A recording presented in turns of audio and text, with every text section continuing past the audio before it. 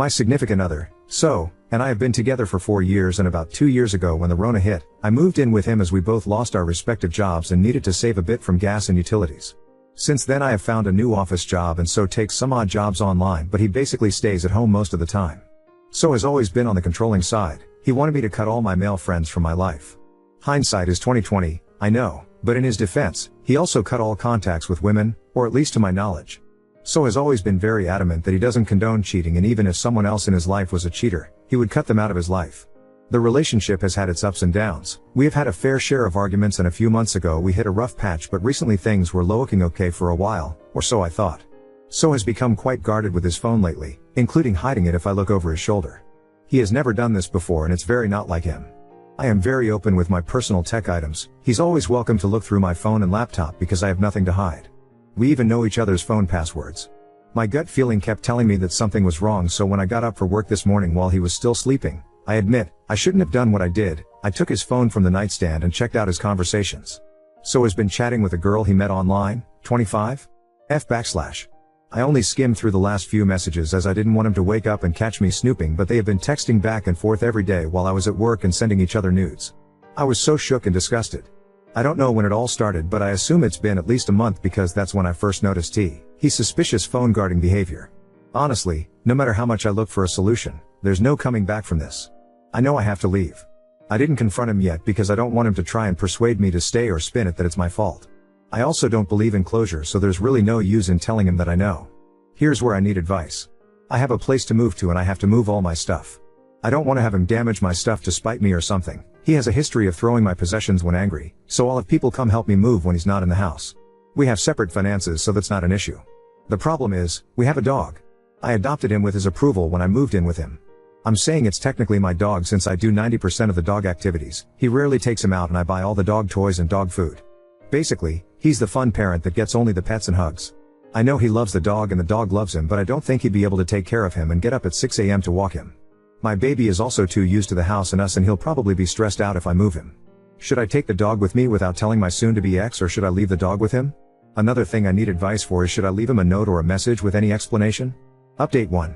One particular comment stuck out to me, that my pet doesn't know what's best for them and they could roll in literal shit and be happy, which really solidified my decision. As a preface, I'd like to apologize. I was paranoid that I could be found out, so I altered a couple of details in the original, one of which was that we owned a cat, not a dog. However, I was still doing 90% of the caring for the cat. On to the update. After reading all the comments and making the decision to take the cat, I called my best friend, her boyfriend and my parents to tell them I'm breaking up and discuss logos, ticks. I also told them to not mention anything in writing on the off chances that So sees the messages. It took me quite some time to put everything in motion, 3 weeks to be precise, in which time I was doing my best to act like everything was okay while secretly moving some of my stuff to my parents' place to ease the final load. Finally, last Friday morning, best friend, her boyfriend and my dad came. We loaded up everything on my father's truck and left. The whole ordeal took 5 hours. I was honestly amazed how much stuff I managed to accumulate for just 2 years. I took everything that I paid for out of my pocket, including a monitor and a headset that I lent him due to his equipment breaking, and he never bought new ones. The only thing I left was a queen-size bed I bought shortly after moving in. I also made sure to log into X's World of Warcraft account to cancel his subscription, which was paid from my bank account. I left a note on his desk that basically said, "Do not panic, you have not been robbed." I just took all my stuff and left. I'm taking the cat with me because I don't trust you to take care of her properly. Do not call me, my friends or my family. We have already had the talk, so there's nothing else to say. Have a nice life, your ex. I didn't tell him I know about the cheating because at this point it was irrelevant. In retrospect, it was just the last straw on top of many other problems. But hindsight is always 20/20. I blocked his number and never looked back. Sure enough, he messaged me on WhatsApp as soon as he came back to the empty flat. The gist of the messages was that we could have done it the civil way, Lamau, and why did I take the cat this way? We raised her together and he loved her. He also tried to call 3 times but gave up soon after. I then blocked him on WhatsApp as well. The next few days were pretty uneventful. Yesterday, he showed up at my workplace unannounced. I was pretty annoyed but didn't want to make a scene in front of the colleges, so I took a break and went out with him to the park across the street. Knowing him, he wouldn't just fuck off and leave me alone. He said he wanted closure and that I owed it to him after all these years. The conversation was mostly boring, so I'll highlight the important details. He said he wanted my monitor back and that he's willing to pay for it or trade me his new one, which is better but wasn't with the same curve that he was used to. I told him that I like my monitor and tough luck. The best part is he went out, bought a new monitor, set it up to play WoW, but realized that I also took the headset. He then asked his mother to buy him one and she bought headphones without a mic. Pity. He asked to have the cat back. He offered me money, offered me all his crypto savings and even offered me 60k gold in WoW, Lamau. I told him some things can't be bought with money. He then asked to co-parent and when I said no to that too, he asked to at least say goodbye to her in person, also denied. I brought up that I'm the cat's primary caregiver and he can't even clean her shit. He replied he could when push comes to shove but didn't since I was doing those things anyway, despite him being in the flat almost 24/7. I also pointed out that if he really loved the cat that much, he'd want the best for her and to be with the one who takes care of her, instead of wanting to keep her for selfish reasons. He kind of agreed on that. The most baffling part, he offered to pay me to go grocery shopping together. We used to that all the time when we were together. I pointed him to a couple of sites where he can buy groceries and have them delivered. He said it was too much work. I told him to adjust and evolve. He also apologized one too many times for hurting me, to which I replied every time I wasn't hurt, I was just disgusted and cringed at the conversations I read, to which he got offended and mumbled that it was private, you know. Not once did he mentioned the side chick, even then he didn't have the balls to admit to the affair. In their messages there was a recurring joke that if he comes to the hotel where she works, they'd have to fuck in the janitor's room. I brought her up a couple of times, told him I wished them both the very best and since I left him the bed, he doesn't have to worry about fucking in the janitor's room anymore. He asked to be friends multiple times. I told him, also multiple times, he betrayed me and he's a pathological liar and I don't want to be friends with a dishonest person. He legit couldn't comprehend how his dishonesty impacts a potential friendship. He said he wanted to tell me he wasn't committed to me anymore but couldn't bring himself to do that. I pointed out the hypocrisy of him blowing up at me for platonically talking to male friends online but he cheats the moment a semi-attractive woman comes his way. He said that a woman cheating on a man is the greatest sin but a man cheating on a woman is not so severe. What the actual fuck? The rest of the conversation was him trying to play buddy-buddy and talk to me about his life and me reminding him that I'm not interested in his life and that he's a closed chapter to me. After what seemed to be eternity, we said our, hopefully, final goodbyes and I went back to work. In conclusion, for the past week since I left, I felt like a huge load had dropped off my shoulders. I have all the time in the world, I'm working on myself, I'm reconnecting with people I haven't talked to in years, I'm trying to live my best life and I don't regret anything. There were good times, there were bad times, it was a valuable experience and a lesson learned what to look for in a partner and, more importantly, what not to overlook. Huge thanks to everyone that commented on my post. You really gave me the push I needed to make what I hope is the right decision. I was contemplating whether to write this last update or not. A bunch of things have happened since I last posted and eventually, I figured we are all more or less people who laugh at their own farts and enjoy the occasional justice boner so I decided y'all might appreciate how karma has caught up with X. Disclaimer and some background. I left out a lot of information in the original post and altered a lot of details to make sure X does not find the post and connect the dots. Our real ages are 28, him, 33, me, and 34, side chick. X and I were together for almost 7 years, not 4. X had a chronic disease, nothing fatal if threaded, very manageable and a lot of people with the condition can work. He was of course using it as an excuse not to work, even online work, and mooch off me.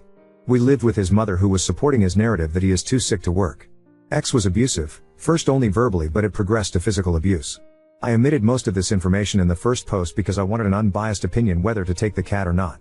Even though the cheating was the last nail in the coffin of our relationship, I was actually contemplating leaving him for almost a year before the actual fact and on occasions where he ramped up the abuse.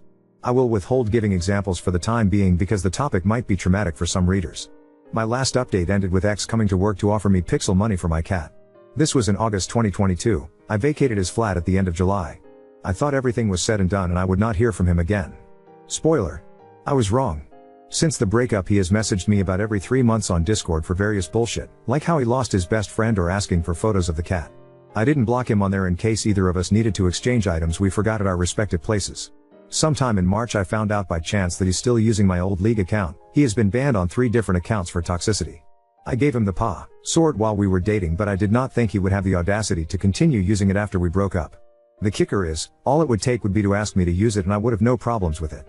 It really rubbed me the wrong way that he could message me with his woe is me crap on 4 different occasions but conveniently forgot to mention that he is still playing on my account. I wondered for about a week whether to let it slide or to just change the password, then he contacted me again about wanting to ask me something. I shot this down and reminded him that I explicitly told him not to contact me. He said okay.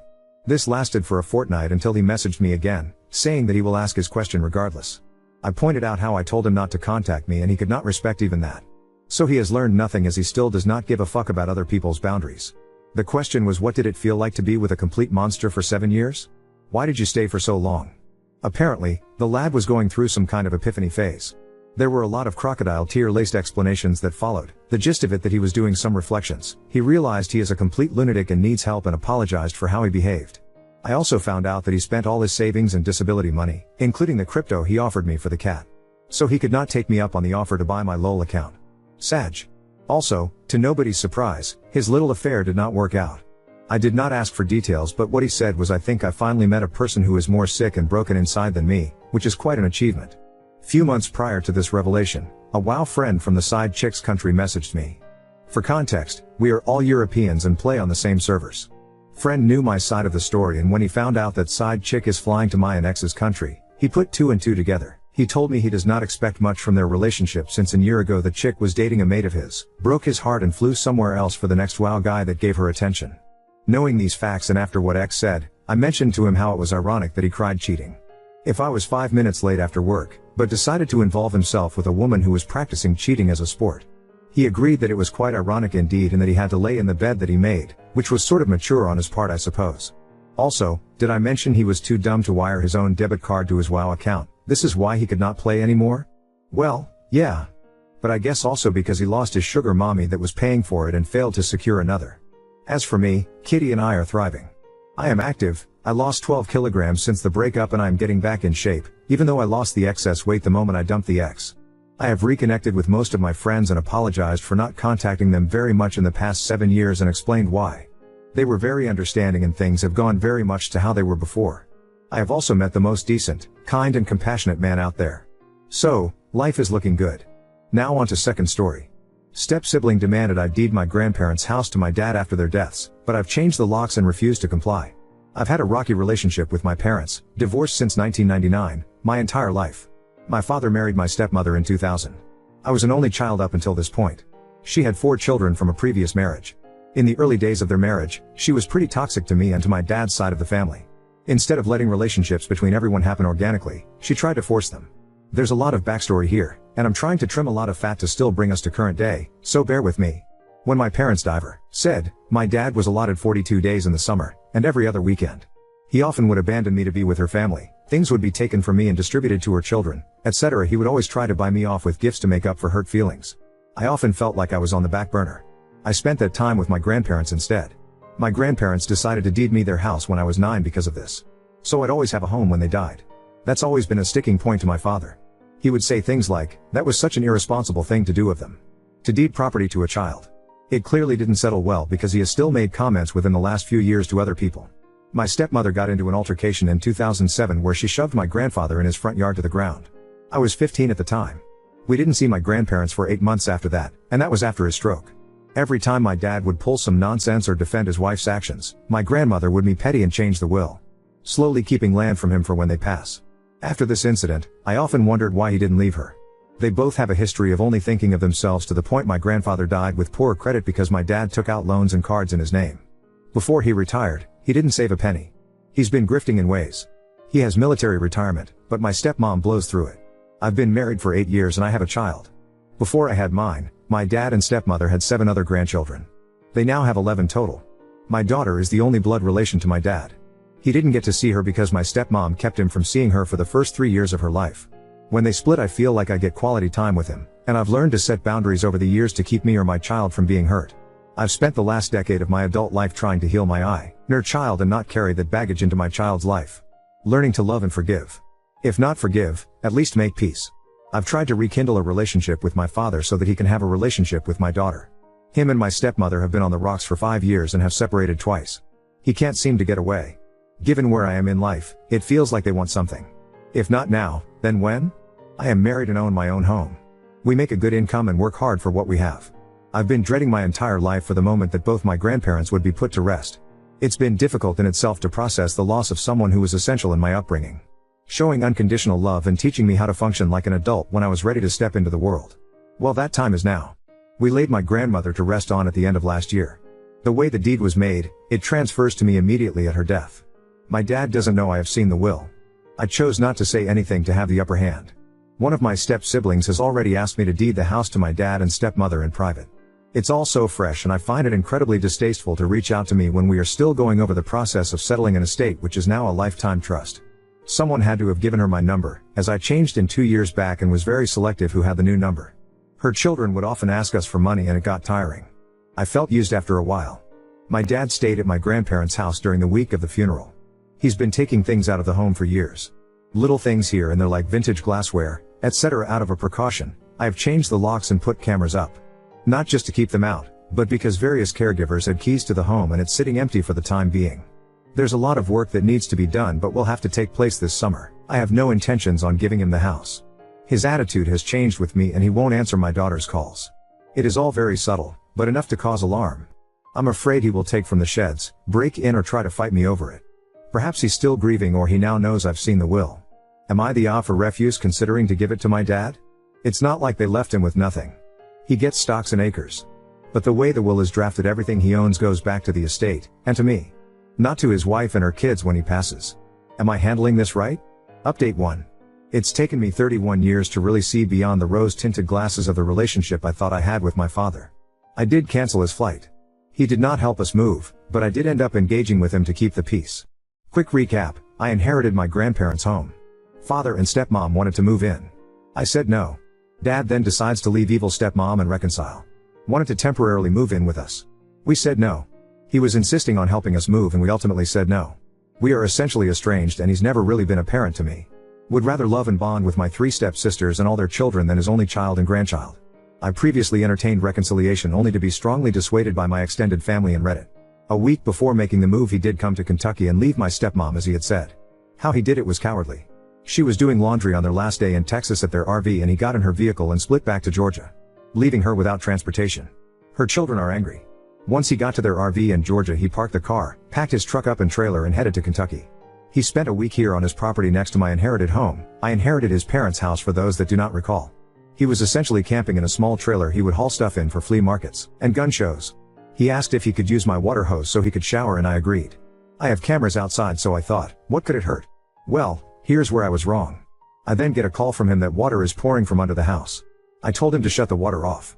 The house has been having leaks since I took possession as it's got 60-year-old plumbing that will be replaced with the sale of my home. I had my uncle come to confirm and then scheduled a plumber to come look at what needed to be done. This was just 5 days before we would get there with a moving truck from Florida to KY. A pipe had split under the sink and the water heater had busted during the winter. During this time a storm came through and the power went out. He found a key I had in a flower pot for the plumber and went into my home. When we got there he told us he sprayed the yard for ticks, did pest control and also cleaned and sprayed for pests inside the home. I was livid. I didn't react angrily because at the time it felt weird. I was questioning whether I was wrong and he was actually wanting to be a dad to me after all this time. So I let it go. That illusion has since passed. We've been here since mid-June and now I've discovered he's robbed us blind. He's denied it all of course. Tape had been removed from an old chimney hole, assuming looking for money. Green dishware has been stolen and put on consignment in town and at another local place 40 minutes away. Anytime we have a subcontractor out to give bids on the remodel he just shows up and tries to hijack the situation. He talked to me like I'm stupid in front of my husband. That surprisingly didn't go well. My husband is as docile as it comes, but that was the straw that broke his silence in all this. My dad didn't take kindly to my husband telling him he needed to mind his own business and be respectful to his wife. He's now staying at one of his cousins in an RV. He's still moving forward with his plans to put a tiny home on the land that is nestled between me and my uncle. My extended family tend to avoid him like the plague even with his repeated efforts to enter the fold. He showed up to their home on the 4th of July with a lawn chair to see fireworks uninvited and they didn't ask him to leave. Sometime in July we noticed my dad had messed with the propane heater. It no longer had the pilot light on, and the dial had been moved to 1. Which is on the opposite side of the dial as the pilot setting. Either that was incompetence or he was playing with fate with our lives. His granddaughter's life. He of course denied it. I am under the impression we are all in fear of his retaliation. My husband has no such fears and keeps threatening to go into the consignment that has my stolen glassware and making a scene. Honestly, I'm at the point that I'm just going to let my husband deal with him. I'm no longer emotionally exhausted and just annoyed. He shows up randomly with food which I immediately throw away. The last one had a note on it for my daughter. I wish I had a happier update, but this is what it is. We close on the sale of our home next week and start remodeling soon. I've let my contractors know the situation and he's not to be on the property. I feel bad having them in the situation. I'm worried he will vandalize the house my grandparents left me while we are in our rental.